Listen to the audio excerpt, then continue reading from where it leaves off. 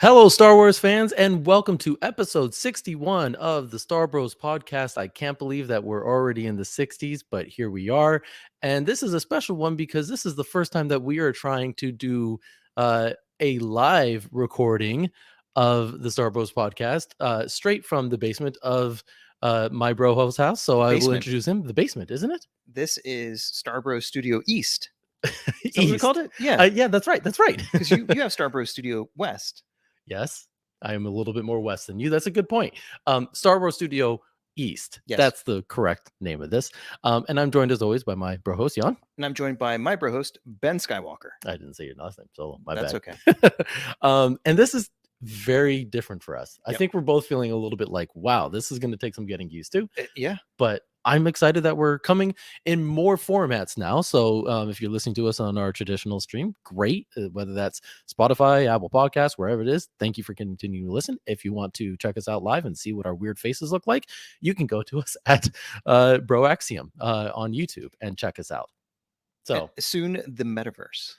And soon the metaverse. Are you making an announcement to me? No, I'm not. But how terrible would that be? That would be terrible. If I was the first time I'm hearing about this, Zuckerberg would like to have some company, it sounds like. So he'll be okay with that. Probably. But that's a whole other story. But how are you doing? I'm doing well. This is really exciting. I wish that we could see you watching at home or wherever you're watching. But here we are. You can see us. So welcome to Starbro Studios East. And we're getting into the Christmas season. We're coming up on, we just passed Life Day. We did. What a great day it was. What a great day. So it's nice to get into, I guess, the more traditional Earth holidays too. Yes. Those are important. Yeah. We've got a couple of Christmas pillows. You probably can't see them. But I like how Life Day and some Christmas stuff is sort of starting to blend together. It's a lot of fun. But yeah. Feels like it's all it's just all one big holiday. Life Day, Thanksgiving, Christmas, Hanukkah, whatever you celebrate. It's all one. This is the Friday of the year. And we're getting into like the Friday afternoon of the year, and everybody likes a Friday afternoon. Everyone here we are. Right. But how are you doing, man? Well, good. I was gonna say we've already got our first gift of the year, which was this Andor finale. I thought you were gonna say my undying loyal friendship. I mean, that I get that every year. Yeah, you do. And you get that everywhere. I do. Right? I do. Yeah. Thank all you. Right. This is getting awkward now. No, I feel like it was a true legitimate gift from Star Wars to have have Andor kind of end right around this time, and it truly was an amazing finale, but amazing series. And I'm feeling just all right. We'll talk about this question later, and I want to just bring it up now so we don't forget it. There's this whole debate about like whether or not this was Star Wars or not, right? And is this Star Wars? And to me, this is one of the best Star Wars we've ever gotten. So like I'd say it is, and that's why it kind of feels like a gift to us. It's something different, new, exciting, Yeah, and I don't particularly like that debate because I think it makes room for people to say what isn't Star Wars. Right. Oh, this isn't Star Wars because it doesn't have that, or because it has this thing. That was a scandal recently. Did you see that? No, what? Huh? I'm not going to say. Is that part of the news? No. No, I'm not going to say who the YouTuber's his name, but there was somebody who was upset that he felt like the fact that you can see bricks and screws in Star Wars makes it not Star Wars. And I'm like, but there's humans. Right. And that doesn't take you out of it, but whatever. But yeah, I just that's been there from the start, so I don't know. Yeah, I'm not gonna try to add to this. I don't care for that argument very much where people try to say this is not Star Wars. Yeah, it is. It is. It all is. And to me, this is just showing a different side, which is the Jedi are gone and there's some new heroes that need to rise up and create the rebellion. I mean, we saw in Obi-Wan, right, that the Jedi that remain are kind of faithless right now and kind of struggling to find their way. Yeah. So it just makes sense that the real heroes that would rise up are the rebels. So so I really liked it, just seeing it from a different point of view. Yeah. And that said, it could work really well if it wasn't set in space. Like if it was a spy movie or a spy TV show set here on Earth with the double crossing and Cassian going to prison under an assumed name and breaking out and all that stuff, that all would work. That doesn't mean that it's not Star Wars. Yeah, no, that's true. But we will get to all of that here in just a minute. We've got another segment we have to start with. So if you've ever wondered what it looks like when we, announce these segments or what Jan's uh what would you call it?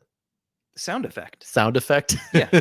Looks like how those are made. You were about to find out. An So additive, a value add sound effect is what I would call it. I like that's exactly what that's a good way to describe it. That first segment is news from across the galaxy. Does not disappoint. Well, Value added. I feel the value. If I feel valued Good. myself. Good. Um, all right, so let's talk about I, one I, thing. I just realized they also get to see our nerdy notebooks. Our nerdy notebooks that we're holding. Mine's all red. Mine just says, "Be yourself and have a good time." Is that all that you do every time? Yes. Write that motto down and I then you do. just come and talk? And then I see what happens. Okay, cool. Good for you. So the let's see. The last time that we recorded was actually last week because we had the whole COVID thing, and now we don't have to worry about that anymore. So there's really not that much news.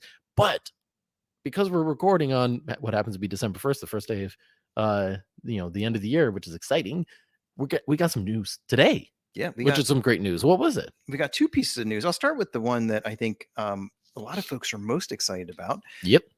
Mandalorian season 3 release date announced. And that's coming to us on Disney Plus on March 1st, 2023. Some people expected it in November. I think they'd originally teased November, but it's going to be March 1st. Yes, that is very exciting. Confirmed to return Pedro Pascal, Katie Sackhoff, Dad of the Galaxy, Mom of the Galaxy, Carl Weathers. Yes, has to. Amy Sedaris. Yes, has to.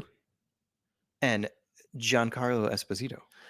He is back. Mm-hmm. I was wondering if they were going to move away from his storyline a bit, but they might. It might just be part of the season or something. We didn't get him in the trailer, right? No. I don't remember seeing anything of him, so that's good to hear. But that's a big part of the story that's been left hanging, and so that's the confirmation that in some way they're going to pick it back up. Good. Yeah. It is good. Great. It is great. It is great to be alive. I'm looking forward to. Is that what it says in your notebook? That's what it says in my notebook. Oh, cool. You got that? Yes. I like that. No, I'm excited for this for a few reasons. One, because I just rewatched season 1 of The Mandalorian, so I'm like getting back into the swing of things, like get back into the groove with it. So I had a good time. I texted you guys because I saw an Easter egg this time that I hadn't seen the first time. That was a good one. Yeah. Why don't you tell them about it? Well, I mean, people are gonna be like, yeah, you're just seeing this now. What's wrong with you? But it was the last scene of the Razor Crest taking off at the end of episode 8. Oh gosh, the name is escaping me right now. He has just saved Baby Yoda at the time. We didn't know his name yet.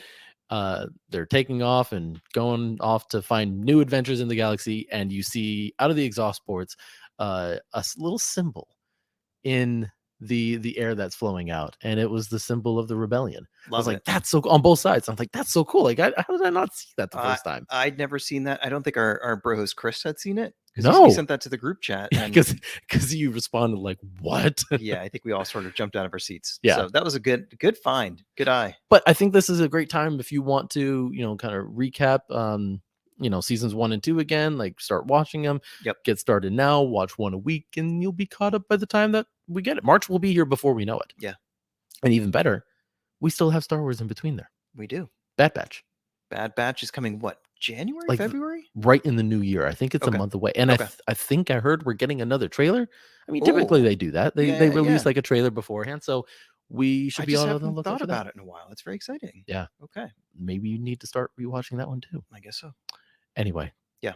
That's one piece of news. Another piece of news? What's the other one? The other piece of news for all of our video game fans and for people who have been wanting to learn more about Cal Kestis and his friends and his story, we know that that Jedi Survivor is coming out soon. Or is it out? No, I don't think. I think it's coming out in early 2023 as well. Okay. Yeah, I was making sure. Thank you. But there's going to be a novel that takes place in between the first game and before Jedi Survivor. And that novel is called Star Wars Battle Scars. And it's written by Sam Maggs. And today they released the cover art. I saw it. Pretty cool. Very kind of cinematic. You've got some of the folks who we are familiar with from the first game, but it's interesting to see or start to speculate where the story potentially might go. So That's going to be bridging the first game to the second game. Yeah, I saw that cover, and the first thing I loved playing the game. And one of my favorite storylines of the game was Marin, actually, Hmm. who's the Night Sister Hmm. that they kind of Yeah, you've become mentioned that a few friends. times. The story that she has, being kind of this lone survivor of the Night Sisters, who we thought were all kind of wiped out. And you have Cal Kestis, who is, he believes he is a lone survivor of the Jedi. Like there aren't many left, and the ones that he has met are not great. Um, and to bring those two stories together and to make them friends, I thought was fascinating. So to see her on the cover of that just made me excited to know that Yeah, we're gonna get more of like both of their stories and the entire Mantis group. So yeah, that was a love the Mantis. underrated video game, I would say. Yeah, and I think a lot of people I think people got frustrated because the game was a little bit hard It was at points, challenging, yeah. challenging. But a lot of people fell in love with the story and the characters The and wanted to story get was more. yes. And I think one of the coolest, I think, Easter eggs of this last year was there was a nod to Cal Kestis in the path on the Kenobi series, and I think there was I think one or two references to Jedi Fallen Order. Okay. So Cool. it's weaving its way into the bigger Star Wars It, story. it, when there's stories like that resonate really well, they find a way to make sure that they live on. Yeah. Kind of like Canto Bite references in every other Star Wars media that we get. Yeah. Yeah. They don't seem to be stopping.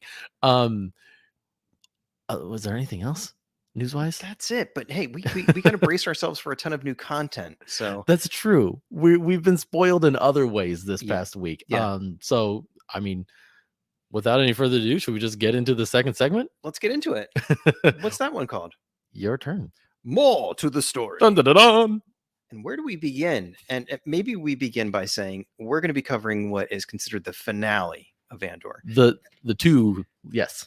So when Tony Gilroy first kind of sketched out what the season is going to look like, episodes 11 and 12, he told us were collectively what he referred to as the finale.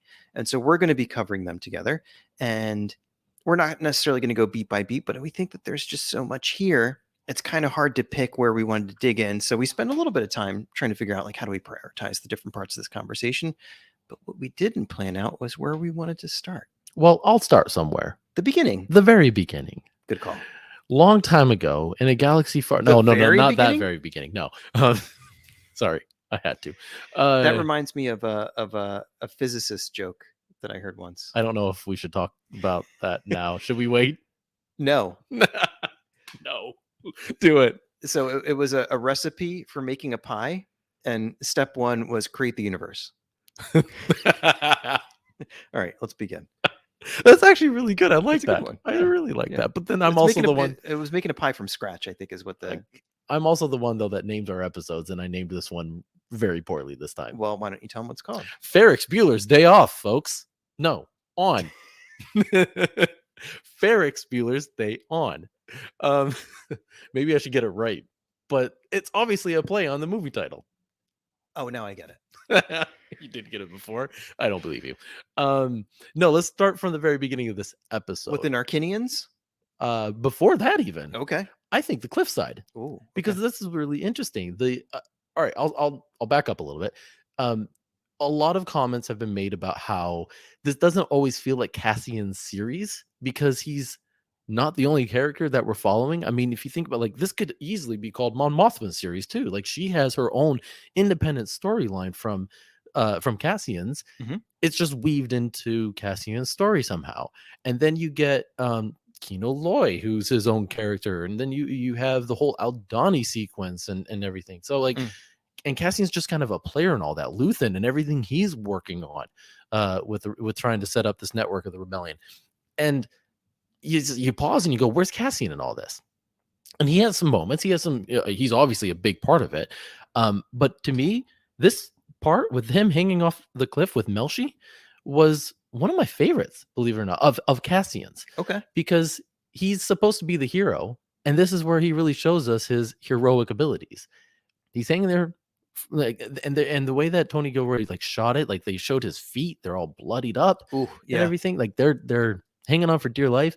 Melshi's losing hope, and he's saying they're leaving. He's like, stop saying that, and he's like, but they're leaving, and then by the end of it, Melshi's like, okay, say it again. Like it's giving me a little bit of hope to hang on. And it just kind of shows you uh Cassian's leadership and that he is a hero to a lot of people individually. Mm. And I like those that are more like individually a hero rather than just broadly a hero. Like I love Luke Skywalker, don't get me wrong, like, but he becomes like a hero to everybody with one act. I like these little acts of leadership and heroism. And that's what I get out of this scene. I think those are really impactful, and you contrast that with somebody who, like a Nemec, who is very purpose driven, very mission driven. But I think his purpose is really broad and grand, and I don't think he's necessarily extending his hand to individuals or trying to lead individuals or trying to help in moments of crisis like that. Yeah. He's just painting this, utopian picture of what the future might be. And those are both different types of leadership. One's more of a broader inspirational thing, but that if you think about the ones that have been impactful for you personally, it's not usually that one.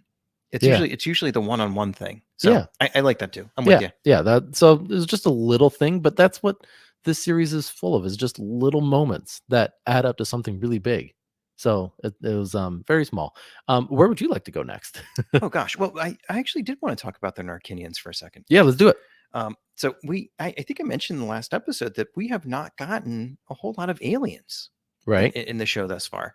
And I mentioned last episode where I expected to see them was probably in an imperial prison, because we know how cruel and biased and unkind the empire has been towards non-human folks across the galaxy. So here we finally encounter a couple of them, and they get caught in that Cassian and That gooey Melchi, web that thing. weird, sticky, gross web thing. Yeah. And you think, all right, well, they're going to turn them in for the reward. And I think it's pretty cool that Tony Gilroy and team throw us a couple of these aliens, who they're interacting with, and they actually turn out to be on the same side as Cassian and his friend. A lot of people struggle with that whole sequence, and it was because you couldn't understand what they were saying half the time. They were speaking a mix of English, their Narkinian, like the subtitles actually said like speaking Narkinian. Yeah. Um, so you couldn't really understand what they were saying. One of them couldn't speak English at all or basic. Like it was broken English is what Yeah. it was. Yeah. So they it was hard to follow like why they were letting him go. And it was, if you followed it, they were upset because the prison was polluting the water. Destroying their planet, It destroying the was. environment that they live in. And so they were upset about that. Yeah. And that was quite it. And then once they realized that, they're escapees from the prison, they take pity on them and realize that, they can just help them out. So And they take them where they want to go, which is, that's a whole nother story of like, okay, not only we're gonna let you, we're gonna give you a ride yeah, where you want to go. yes. That's pretty generous. Yeah. But yeah, that was an interesting sequence. I was looking up to see, because usually, there's like a cameo and they throw it in. I didn't even think of that. Yeah, I went to look up who it was, and it wasn't like a cameo that I recognized or anyone that I think was like intentionally meant to be a cameo like Okay. that. Okay. So nothing there, but cool nonetheless. That was a really tactful way to say you didn't recognize the actors who were playing the Narkinians. Yeah, well, I mean, depending on how they were great. It looked like that was all practical too. Yeah. Right. No Which I CGI. love. Which Yeah, I love. more of that is, please, more of it. So where did they go? They go to what I refer to as Space Miami. Space. That's a good way to call it. And it's like empty. Yeah. Did you notice that? It must be the summer or something. It's off season, whatever it is. Or it's on season for the Empire to ruin everybody's party. Yeah, they ruined the party. Like they were just arresting everybody. So, people found out and they said, okay, well, we're not going to Miami anymore. Yeah. I actually don't remember the name of the planet. I forgot to write it down. Niamos. Niamos. That's right. Yeah. That's what it was. Yeah, they go there, Cassian gets his stuff. I mean, we're jumping a little bit ahead of past some of the other storylines, but like, yeah, that was like the next stop. And that's really interesting to think like that's all of Cassian we get. Yeah. In this episode, because the focus is actually on, like, it's titled Daughter of Ferrix. Mm-hmm. So it's about Maarva's passing, yeah, and how Ferrix is processing her passing and what all that means. And we learn a little bit here about Ferrix and their traditions, specifically around the funeral for someone who was a daughter of Ferrix. Do you want to talk a little bit about that? Sure. And maybe before that, and I think I'm jumping around in time a little bit, but we learned about this concept of bricking, Yeah. which is taking the ashes of somebody who's passed and putting them into a brick. And we find out that Clem, Cassian's adoptive father, had been bricked. Yeah. And now I guess it's Maarva's turn to be bricked. And I don't think we've had that anywhere else in Star Wars, have we? No, no, we haven't. But I think that's on purpose. It's meant to show that there are all these kind of cultures, and we kind of see all these different cultures in Star Wars. So that isn't new. But Ferrix is a new one, right? It's one we've never seen before, and we're learning some of their customs and some of their ways of life and what makes them unique, and it's where they get their sense of pride, right? So when the Empire comes in and trances all over that, and it's like, I don't care about your all your rituals and things like that. They're they're gonna put up a bit of a fight, as we see later. But yeah, I think that's the whole purpose of this, is kind of establish a little bit that um you know battle between the Empire and a highly cultured and tight knit group. Perfect way to put it. Yes, highly cultured, a distinct culture Yeah. with distinct practices and things like that. And the Empire, so Maarva passes away Yeah. heartbreakingly.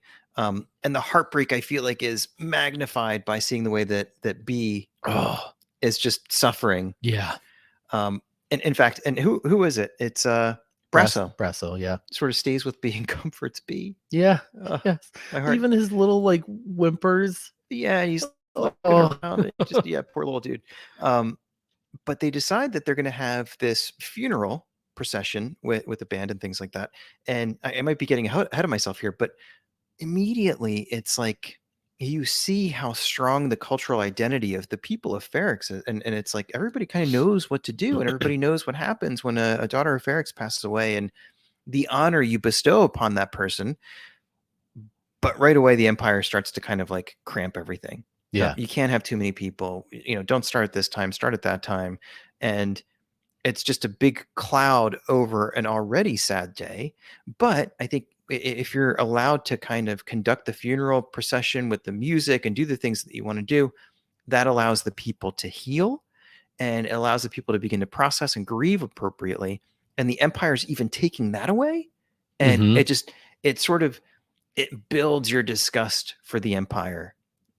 Well, at first they weren't even gonna let them have the They weren't going to procession. let them have it.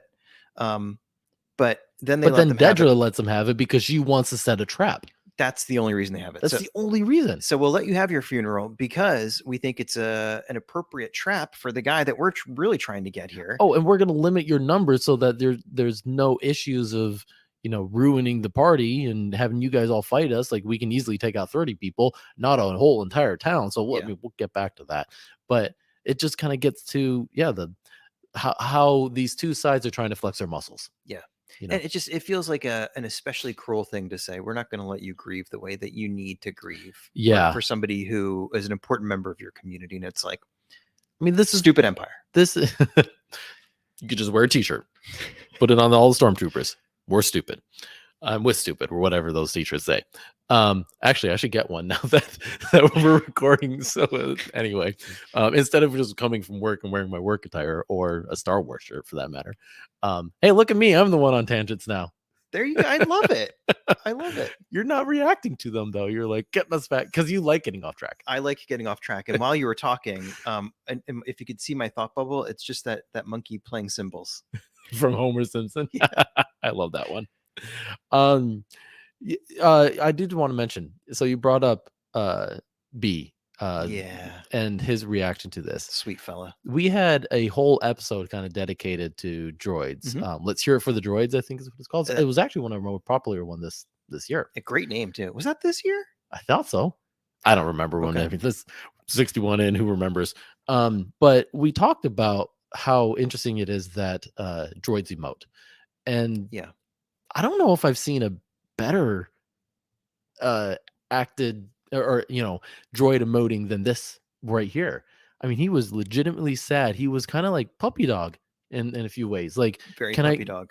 Can you stay with me, or can I go with you? And he kept changing his mind. Yeah. And he just didn't know how to process his grief.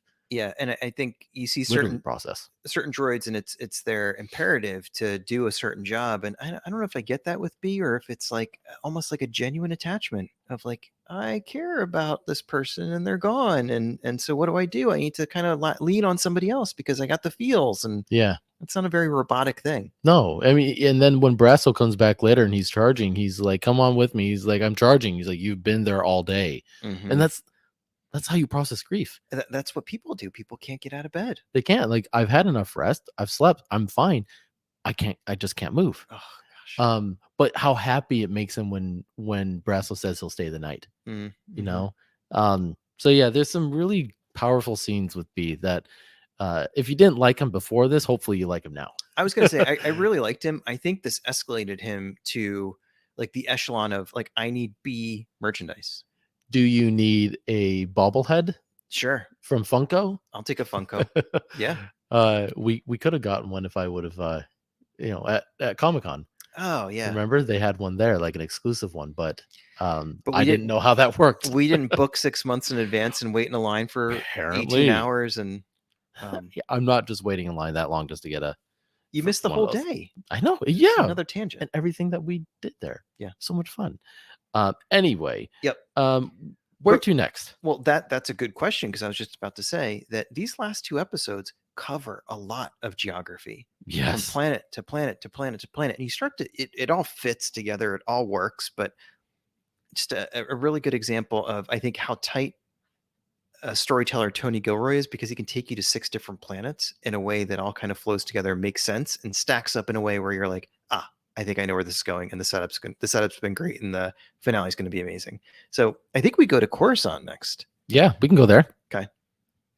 We have oh gosh, Mol Mothma and her Hmm. daughter. Hmm. Her daughter has decided to take the I guess prepare for marriage. They're practicing a chant when when we get over to her. So her Vel youthful shows daughter, up. Yeah. is deciding to observe the Chandrillan custom Yep.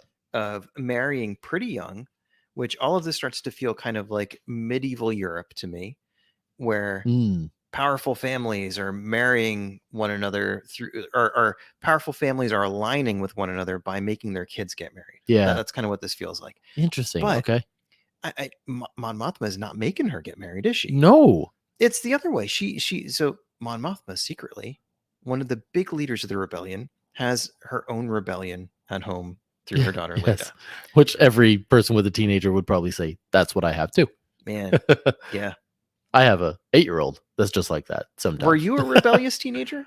Probably. Yeah. You ask my parents that, not me. Okay. I think I was I'm going to fine. call him after the show. Yeah, But go go ahead.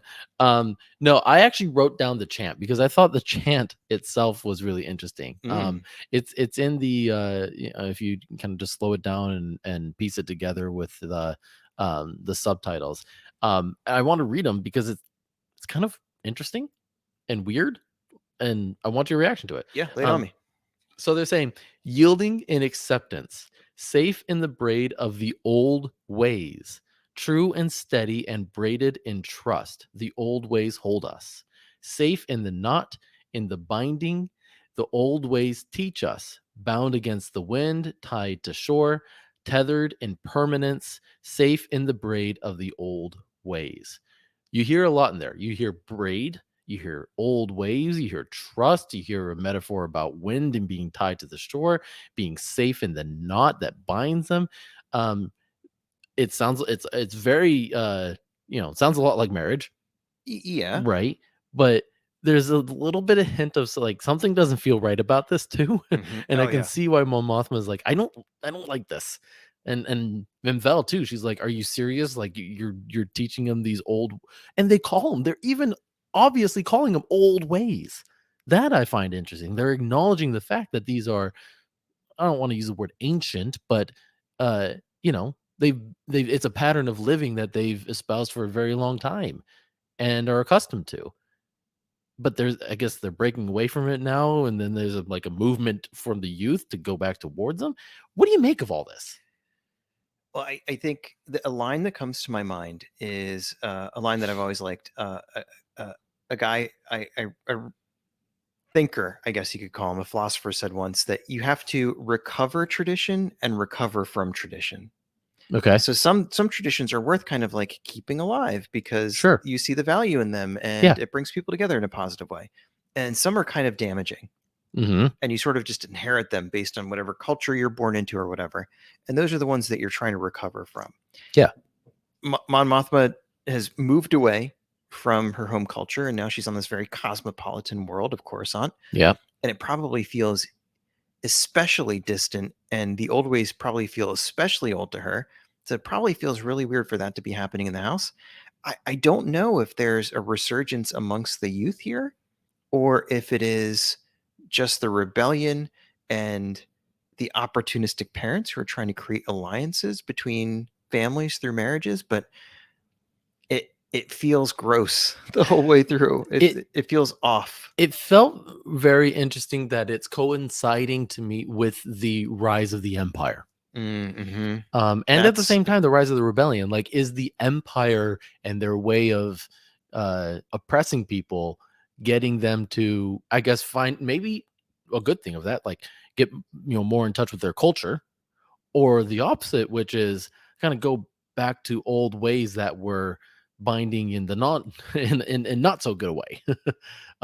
These kind of like poor traditions that you mentioned. yeah. You don't really know without a little bit more background, but just seeing how interesting it is that like there was a movement away from it in Mm. Mothma's generation and Vel's generation, and now there's a movement back, But coinciding with the Empire. Seemed a little bit interesting. was there a movement away, a generational one, or is it just Maybe not. this generation sort of like the ones that we know at least have moved away from that culture and they're not living in that culture That's a anymore? good point. Maybe not, because obviously by nature, Mon Mothma and Vel are rebellious, True. right?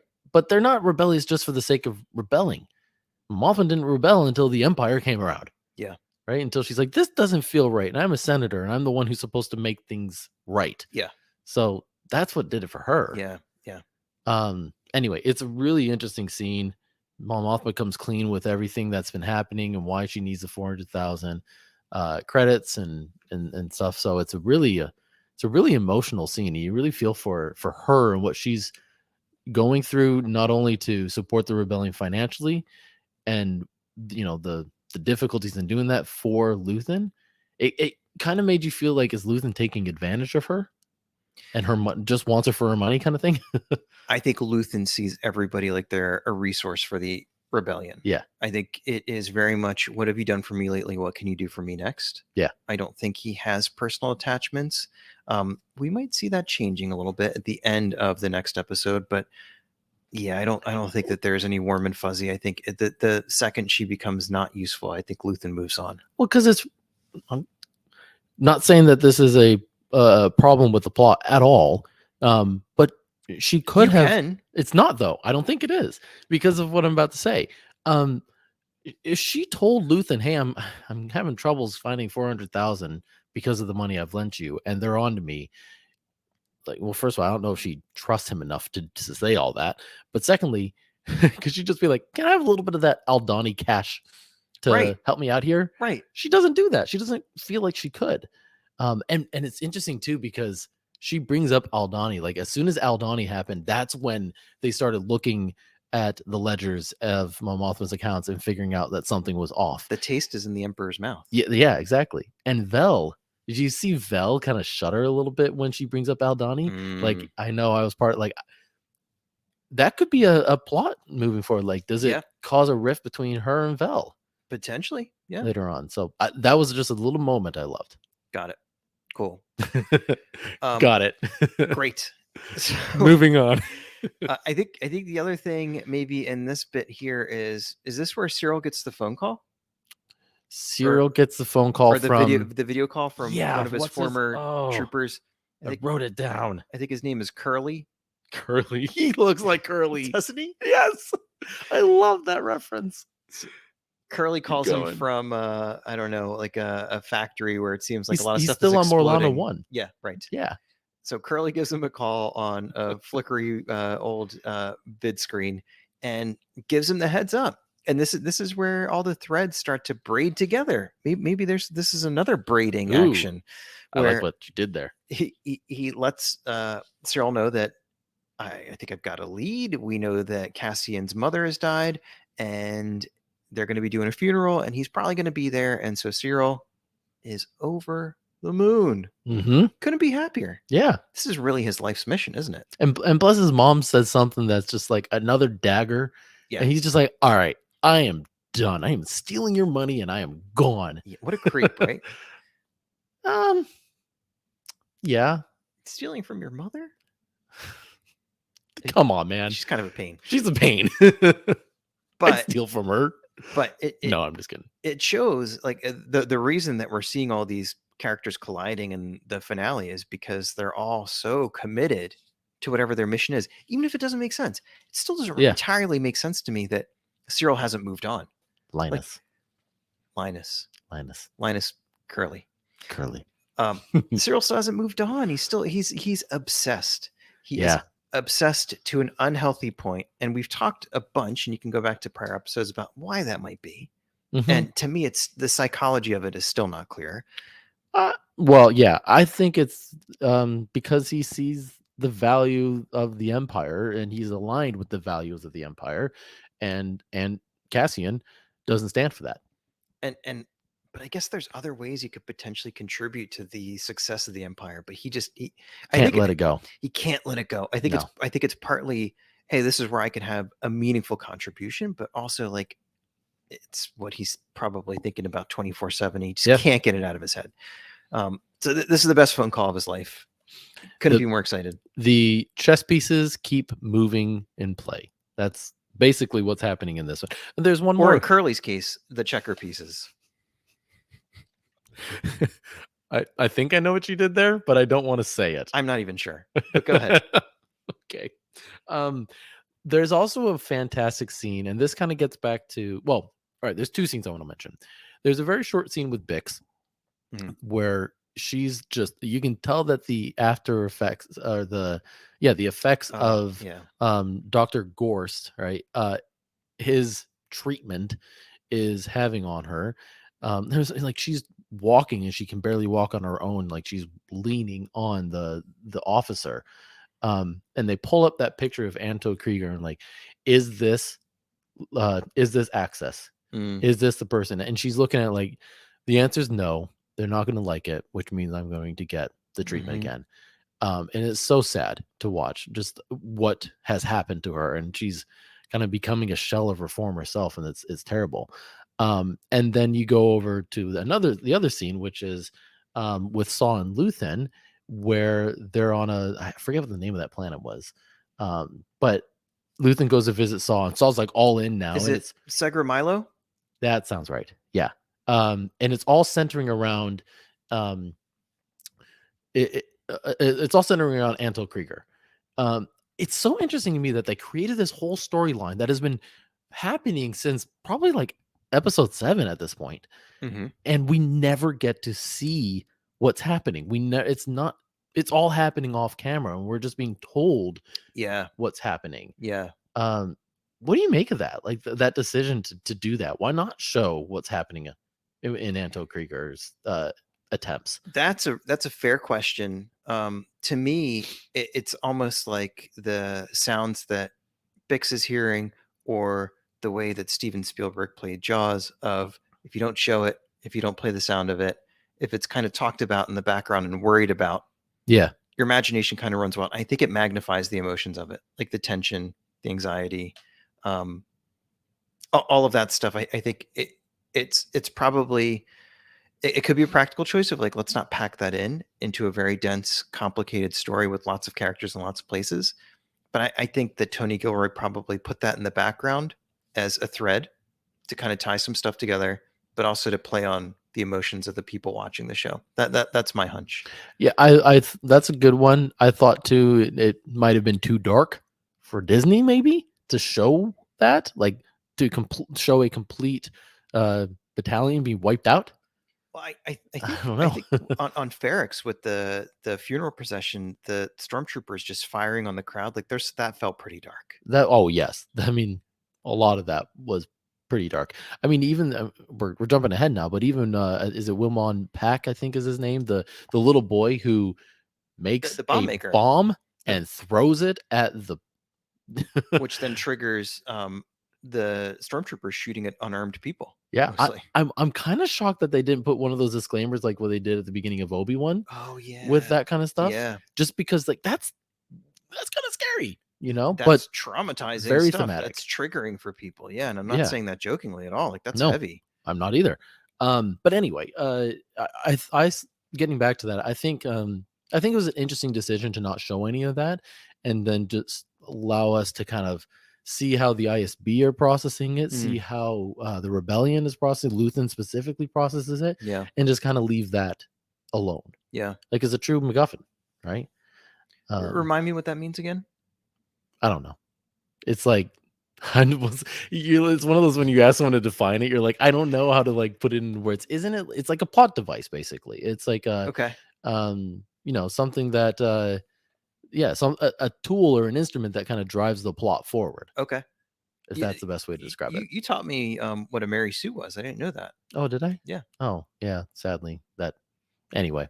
Um yeah, so back to Saw and Luthen though. Yeah. That whole scene. Yeah. Um what do you make of it? It was an interesting one. Saw is like, I want to go help Antel Krieger, and Luthen's now caught. He's Mm, like, uh, well, you can't. If I tell you you can, you're gonna die.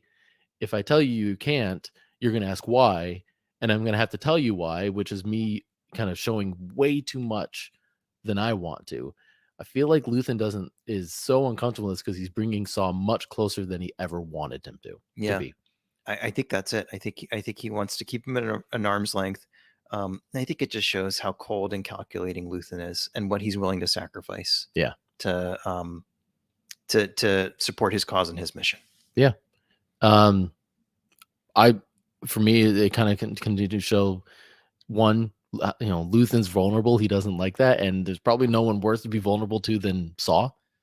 And second, Saw's really ruthless This and must have hard to been reason with. this must have been before Borgullet, Yes, I guess. yeah, this is like when he starts losing trust Yeah. a bit.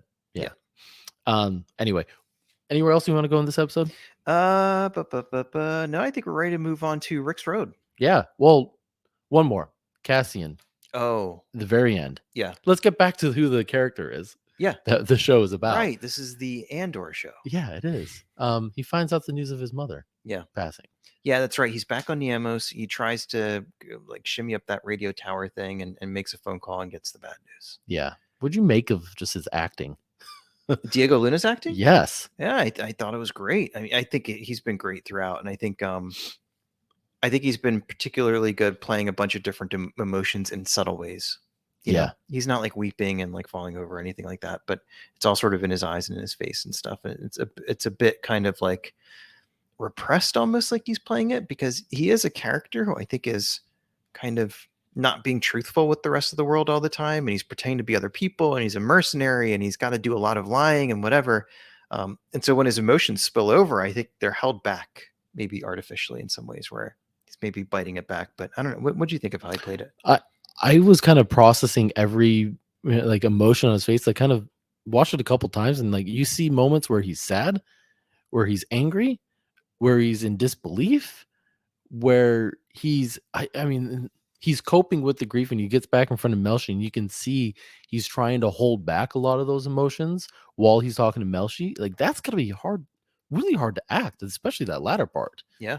And then once Melshi goes away, he kind of lets it out, but he's keeping it all bottled up Yeah. a bit, and we don't really see it come out until Rick's Road. Bottled up, repressed. I think those are, yeah, Yeah, appropriate terms. but the fact that he was able to kind of show all those complex emotions It's within milliseconds of each other yeah. was really good. And you know who else I think really did that well in the series is Andy Serkis. Yeah. Just with his eyes and like it's just slight movements with his face and sort of like posture stuff, like just tells a whole story. I think Genevieve O'Reilly too Yes. was just as good. Another one where she's like fully repressing her true intentions, her real emotions, how she feels about the people around her, whatever. And it's sort of like coming through a tiny bit. but Mhm. just because we know, like Right. the people around her are not picking up on it. It's just she plays it so well. Yes, I agree. But yeah, we can move on to Rick's Road now. Okay. Where do you, I started us off last episode. Where do you want to start with this one? Let's talk about. Well, first, let me ask you. What was your viewing like of this episode? In what way? Like, how did I At watch it? home, Or did you wait until nighttime after you put the kids to bed, yep, or what did you do? I waited until the kids were in bed. I mean, my wife and I have been watching it pretty much as on Wednesday nights as soon as we put the kids to sleep. This isn't one where like I wake up early to watch it on my own, kind of like I did with the last couple series. Like Yep. I'm watching it with her because she's watched the other seasons, Cool.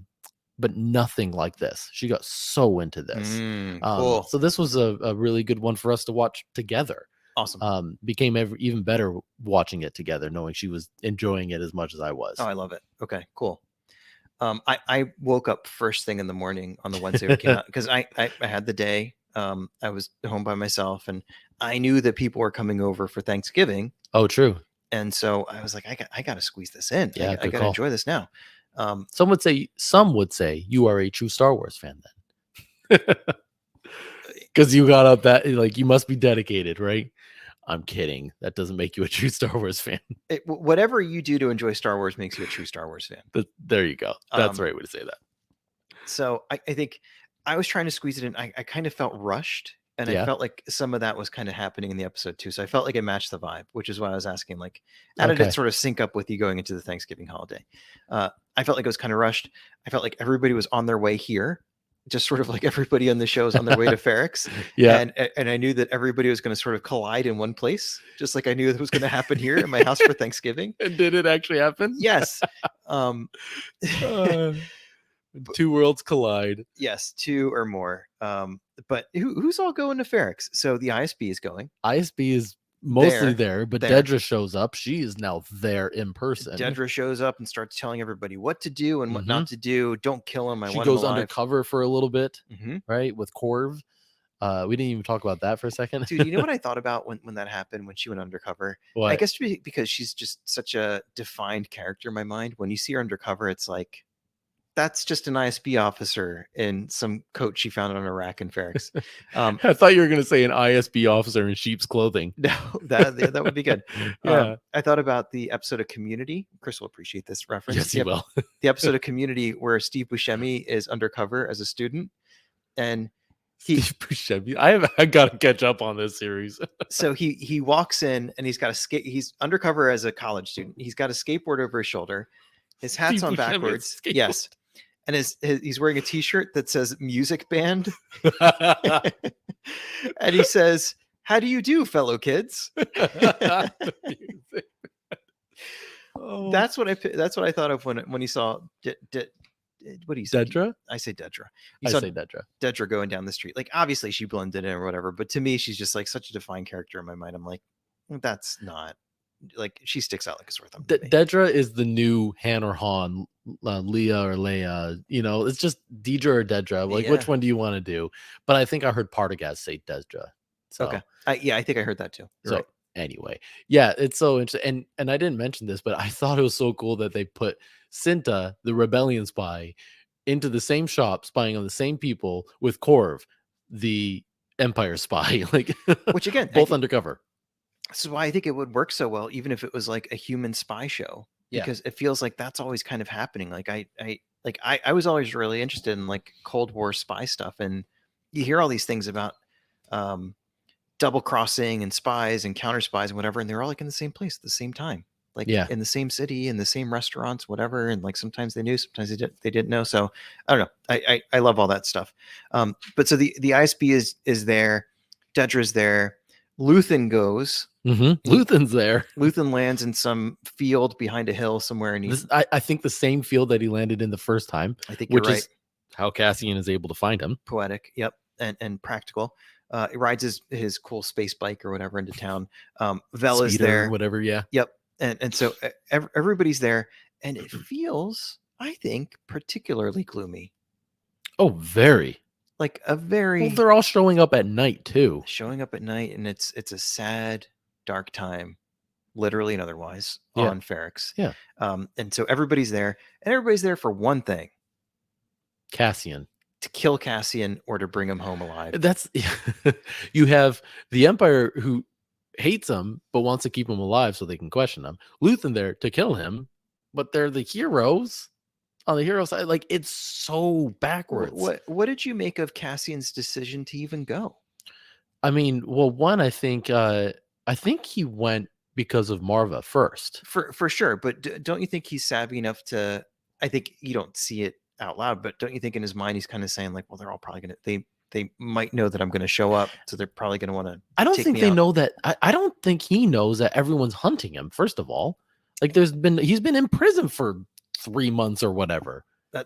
Yeah, that's true. How long has it been? Yeah, like the last thing that he remembers is that he caused some issues off. Well, here's episode 7 is a really critical episode if you go back and think about it. Like, it was the one that kind of goes in between Aldani and the prison stuff, Okay. and bridges those two together.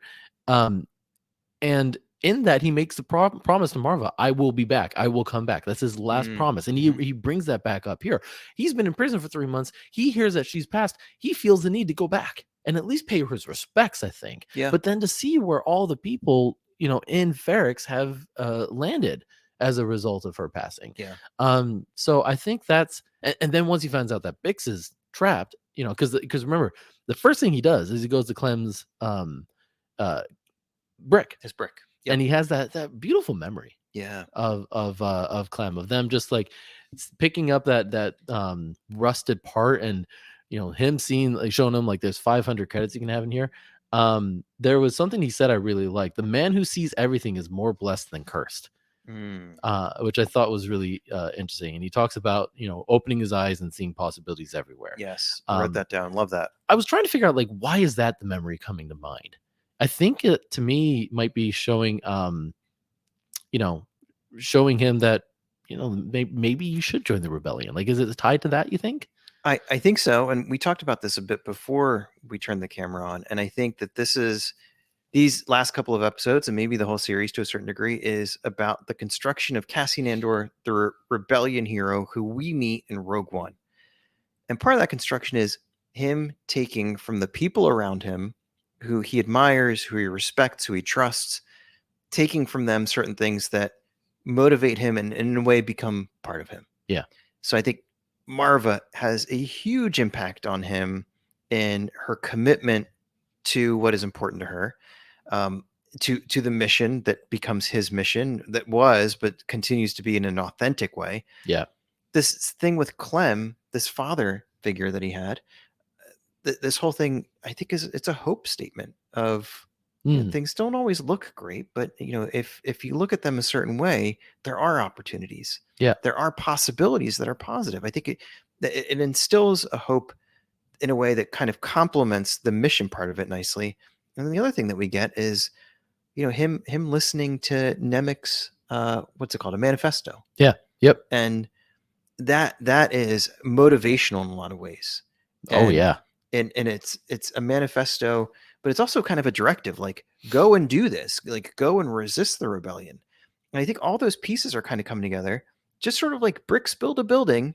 Like, he's picking up these bricks and he's sort of constructing this new version of Cassian, who is the one that we come to know. Yeah.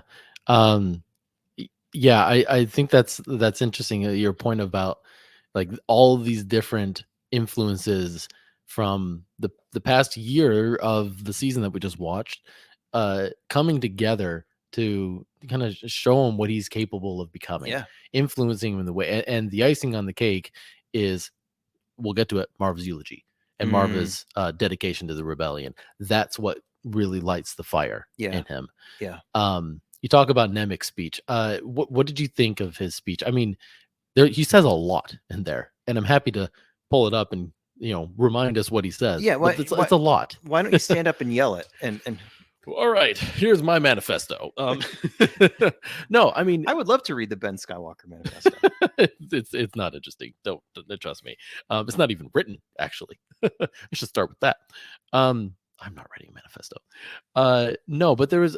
Okay, we can talk about a lot of it, but I want to talk about the last part, which was One single thing will break the siege.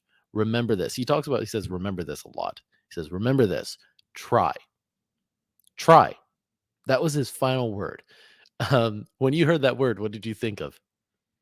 I thought of the do or do not. There is no try. Yep. And you're like, wait a minute, that's not what Star Wars taught us to But try. I think it's appropriate for Nemec. What's that? I think it's appropriate in if you think about what the rebellion is at this point, which is kind of the scattered little thing. You think about the big monolith of the Empire. There is a mental thing to get over before you confront the Empire. Yeah. There is, a lot of these rebels have the courage and so on, but everybody else, and I think the manifesto, like I said earlier, is broadly meant to kind of move people in a certain direction against the Empire. It's one of those things where once you kind of get moving, you will see those cracks that he mentions, Yeah. the unnatural kind of stranglehold that they have on things and so on. Like that will start to fall apart, but you have to try. You have to take that first step, and you have to push back. I think that's what he's getting at. I like that. I thought of it a little bit differently. Like as I was driving over here and thinking about that specifically, uh, the part or the fact that he says try, um, after everything that he talks about, with, you know, the fact that like one act is all that might be needed to do away with the Empire. It's important to remember, like, these aren't Jedi, right? These are th- th- I feel like very blue collar type. It's like a blue collar type community, right? Who really, like, the only thing that really makes them special is like the skill of their hands and what they're able to do as a community, right? And individually, they're not really capable of taking down the Empire, right? And so his Yeah. point isn't like, look, go take out like, you either will take them down or you won't take them down. There is no try. Like, if you just kind of like reiterated that message, it's not very hopeful, right? He's just say, give it a try, because at some point, one of these acts would be enough to take down the Empire. So just try. It's more motivating, especially to a Yeah. group that is, again, not skilled like the Jedi would be. Yeah. I think Yoda is a little bit different, where he's saying, look, you have all the skills to individually probably take down the Empire by yourself, Luke. So you need to learn all those skills and learn how to use them. And it's not a matter of try anymore. You just have to do it. And I think with Yoda, another one of our tangents. I think with Yoda, I think he was trying to get the possibility of failure out of Out of his mind. his mind. Yeah. Yeah. Yes, that's true. It's a different lesson, different Yep. purpose. Nemec's just trying to motivate people to rebel. Yeah. That's pretty much it. This is the different reason. But I don't know, fun tangent, Yeah. right? Oh yeah, and Relevant tangent. relevant. Which first one in 61 episodes, maybe. Yeah.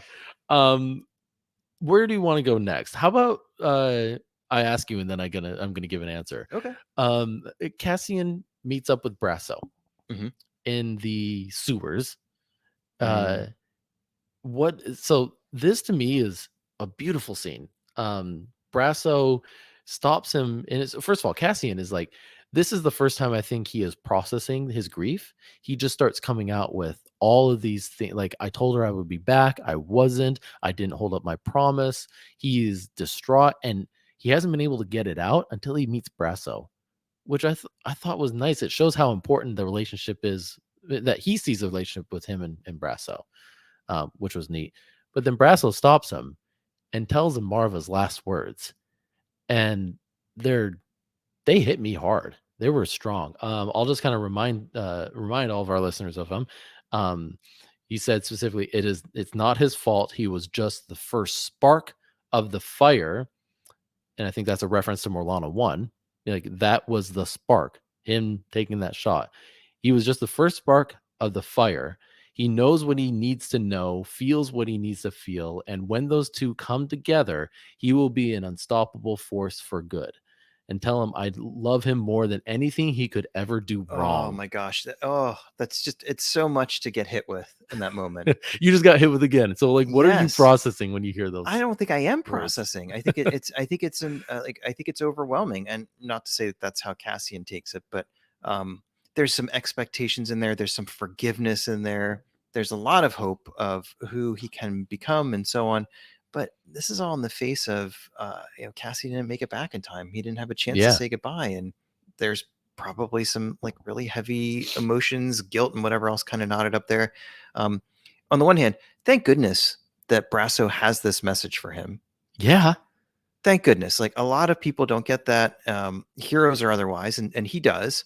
But on the other hand, it's like, ooh, it's just like you backed up a truck of emotion and just sort of dumped it on my property. And Well, and he'll be able to take that with him and use that in processing his grief. It A doesn't hundred, a cure his hundred grief. percent. No, 100%. It's just, I think in that moment, it's just like, ooh, wow, she said all that. Okay. I'm that special, Yeah. right? And we knew that he was like some of the lines that she was Did saying. Like, he? I mean, she said some pretty touching things to him again in episode 7. It's a pivotal episode.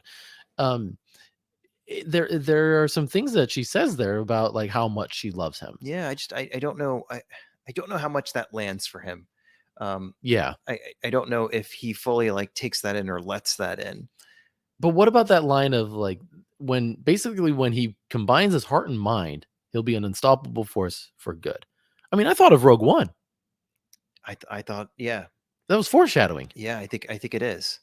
And I think maybe what has been a challenge for him thus far is maybe it's been a little bit too much mind, a little bit too much cunning, a little bit too much trying to outwit whoever his opponent is at any given time, or whoever's stalking him, hunting him, whatever. And maybe not enough heart, and maybe marrying those two things up is what finally helps him become the leader. And and Yeah. and, and it's kind of cool, like watching Rogue One and then tying it back to this kind of goodbye message, but also like a little bit of advice and life direction that he got from Maarva, Yeah. and how that helped him become who he is. He I don't think he decides to join the rebellion and do what he did in Rogue One if it weren't for that speech. I think you're right. So it's critical, but it also makes me want to go watch Rogue One to see where he kind of combines the two, and how Mhm.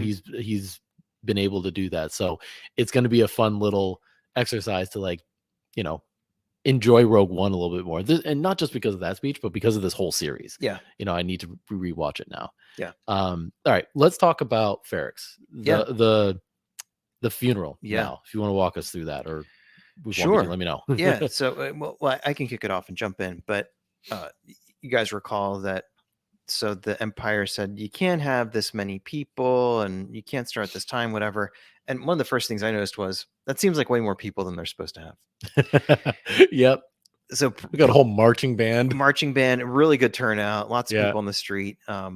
And and one of the things that I didn't realize in the moment, I'm sure I felt it, but I didn't like intellectually realize it until I read a review, was how the music speeds up Yeah. Yes. It's very as somber to start. very sort of like dirgy, somber, Yeah. and it speeds up as you kind of approach the action.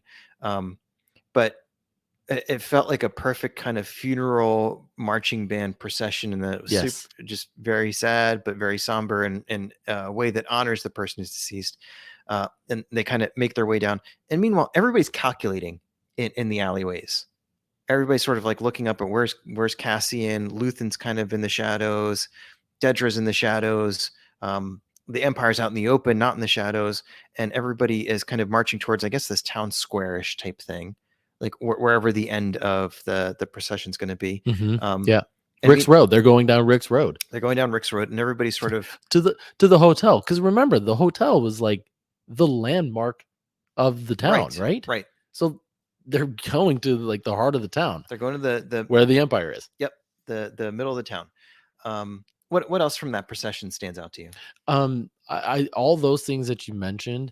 I like that Brasso is leading the way. She's Marva's a daughter of Ferrix.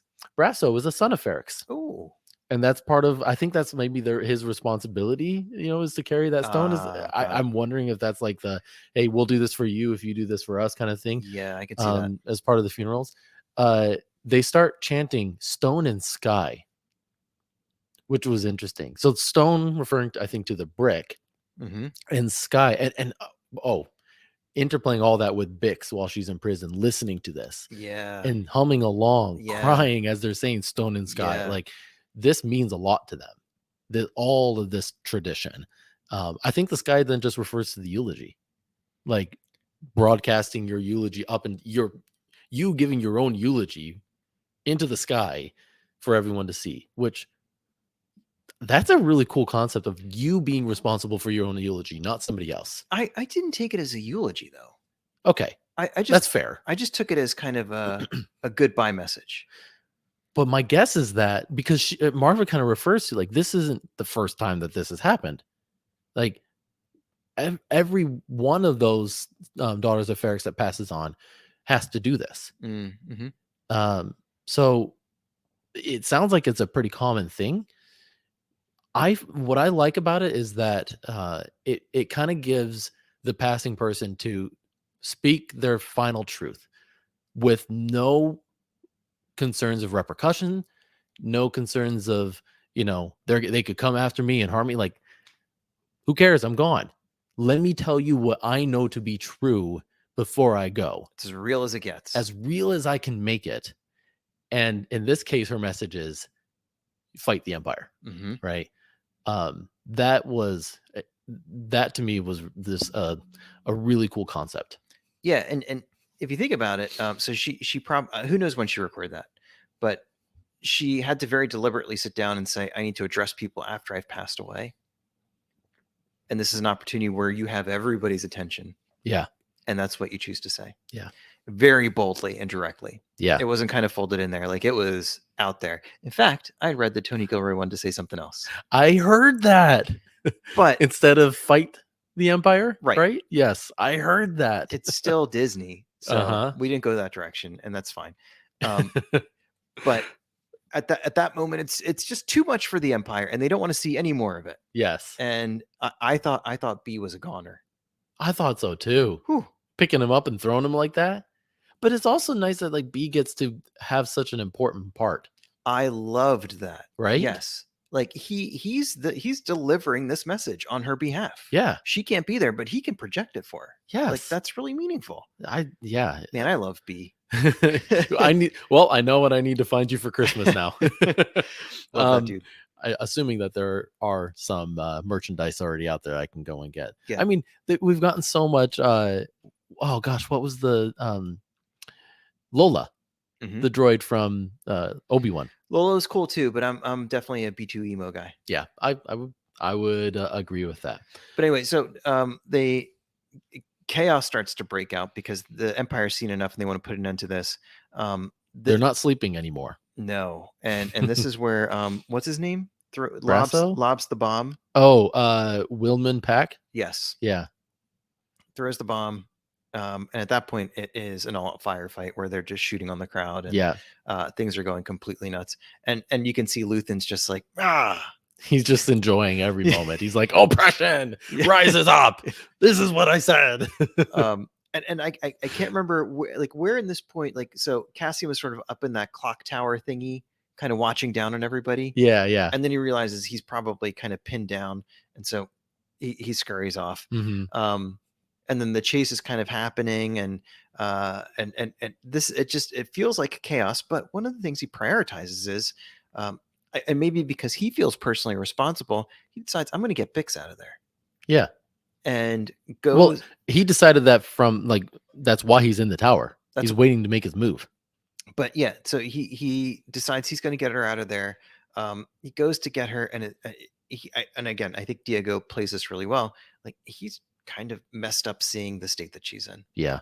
Like he's shaken up by what he's seeing. You think he feels like responsible? Is that why? I do. I think that he knows. Hey, they're after me, and they got her, and they tried to get what they wanted to get out of her, and in the process, damaged her. Yeah.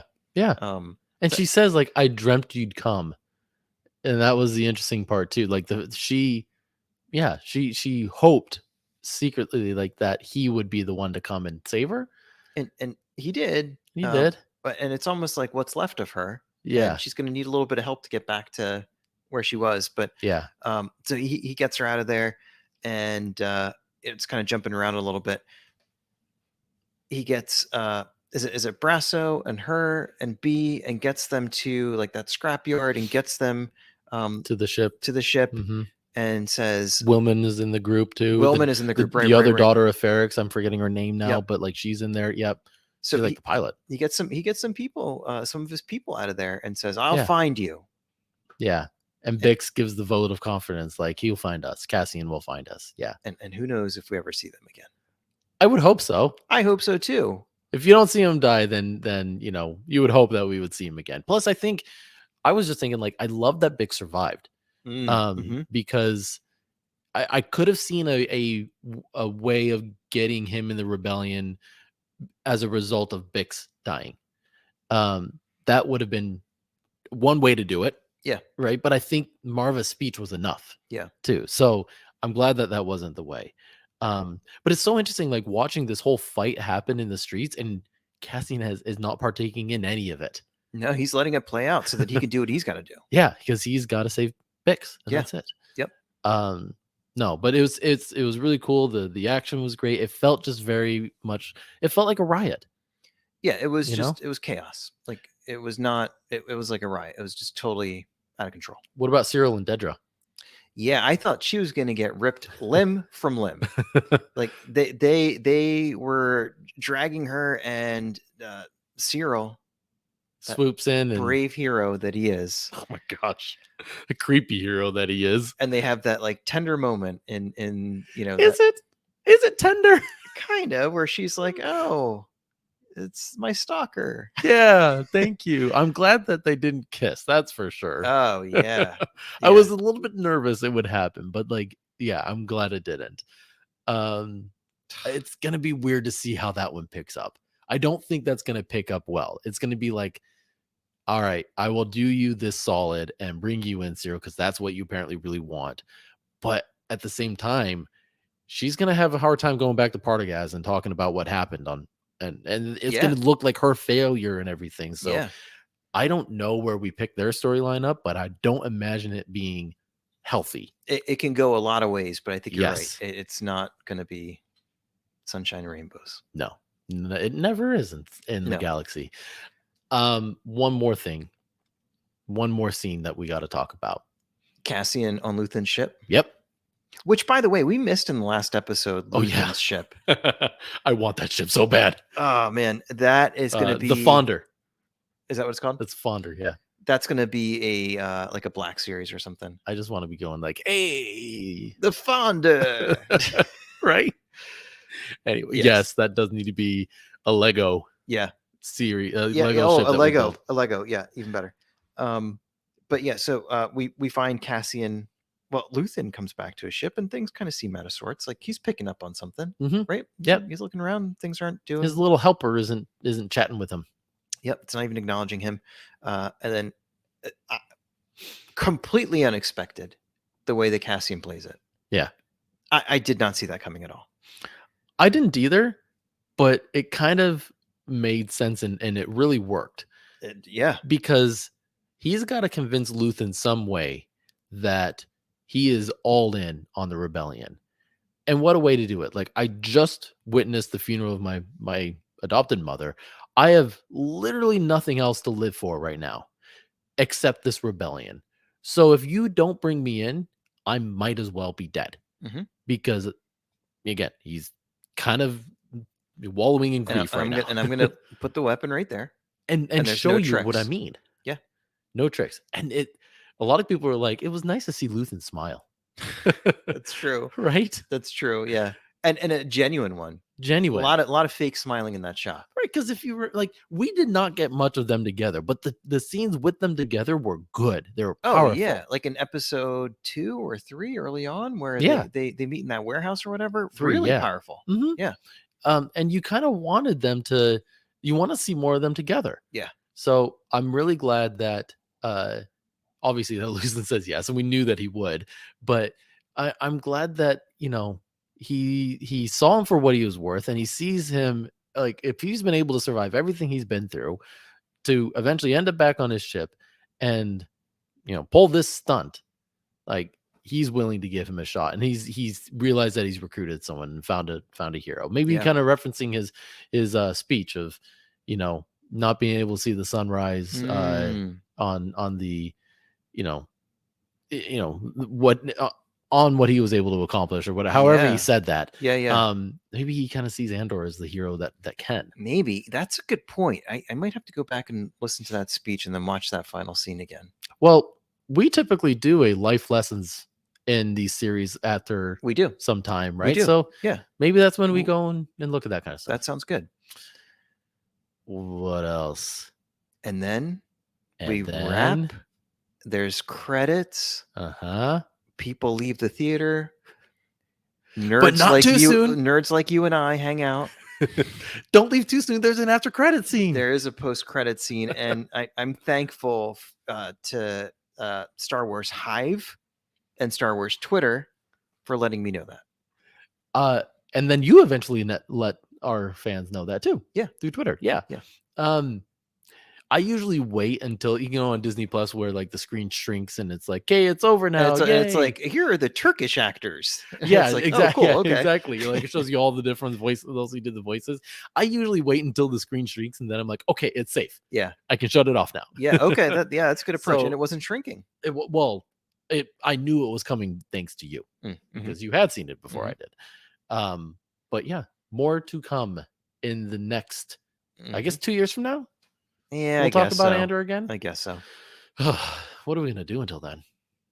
I was just gonna sit here in this chair and wait. Okay, let's just do that. Cool. How about we end the episode first, though? Sounds good. Okay, so that our listeners can go about their lives again. Yeah, that's fair. But what are we gonna talk about next? We're gonna talk about The Last Jedi. No, I know. How dare we? Everybody, clutch your pearls. It is coming. Because it's been 5 years. It has. And so we're going to be talking about it December 14th or 15th, I think. 15th. And it came out December 15th. Yeah. 5 years ago. Yeah. So it'll be 5 years to the day, just about. Perhaps exactly 5 years to the day. But we'll be talking about that next. And I think then we're going to talk about Tales of the Jedi. Tales of the Jedi right after that, because as Andor was happening, another thing happened, and nobody has really been talking about it because Andor was happening that whole time. I mean, I watched it. I loved it. It was interesting. I need to go back and watch it again. Yeah. So we will have that conversation with you the next time. Anything else that we want to say before we part ways, though? I want to say, if you're watching this on the Broaxium channel, thank you for being here. Hit that subscribe button or smash it, whatever. Don't smash it too hard. Yeah, whatever kids say these days. Yeah. If you enjoy it, leave a comment. Let us know. What do you want us to talk about next? What do you like about this episode? What questions do you have for us? Click subscribe to the channel. Do the same thing with the podcast if you're enjoying it, whether it be Apple Podcasts or Spotify or wherever you listen. Leave us a review. That helps us out a lot. Maybe we'll send you a t-shirt if you leave us a review. We've been known to do that. Yes. So thank you very much for listening. If you want to connect with us through some other platform, don't hesitate to send us an email, thestarbrospodcast@gmail.com. You can get us on Twitter @StarBrosPodcast, and we're also @StarBrosPodcast on Hive, the cool new Star Wars kind of community. There's a cool new Star Wars community forming that's starting up there. Yeah. Yeah, exactly. Lots of fun places to find us. I'm gonna go watch some Willow now. Oh yeah, me too. Is that what you're gonna do? Yeah, me too. And actually, this morning, Chris was sending us a message about how there's the main character in Willow talks a little bit about the Force, or what really seems like the Force. And you mean Mr. Davis? Yes. Yeah. Because it's his character, right? Yeah. Let's talk about Davies, I think is how it's pronounced. Oh, is it Davies? Yeah, Warwick Davies. I knew that. You're right. But yeah, so he talks about the Force, and Chris is going to give us a lengthy lecture sometime about how these two stories are happening in the same universe, Willow and Star Wars, and how it all fits together. And I'm open to hearing that because I'm a nerd. I was like, get your tinfoil hats. We're gonna nerd out. But thank you for listening and for watching. And I think there's one more thing to say. That is, now everyone can see you're pointing at me. Yeah, it is my turn. You're right, because it's a odd numbered episode. Oh crap! I just gave away our secret. Darn, how we do this. It's my bad. Nobody's listening. That was the name of one of the episodes. Nobody's listening? Yes. Was it? It was. Did anybody listen to that one? No, Narkina. Not one of our episodes. One of the Andor episodes. You're right. It was. And on that note, folks, it's a wrap.